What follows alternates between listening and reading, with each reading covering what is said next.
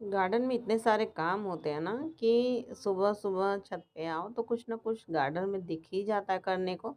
तो सबसे पहले मैं जिस गमलों में पानी नहीं था उसमें मैंने पानी डाला और वाटरिंग ना मैं बहुत ही अच्छे से करती हूँ अपने पौधों में।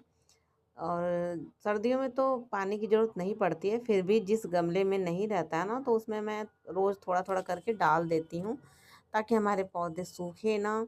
और जितनी ज़रूरत होती है मैं उतना ही डालती हूँ। अभी मैंने इन गमलों की गुड़ाई की है इसलिए मैं पानी ज़्यादा ही डाल रही हूँ इसमें।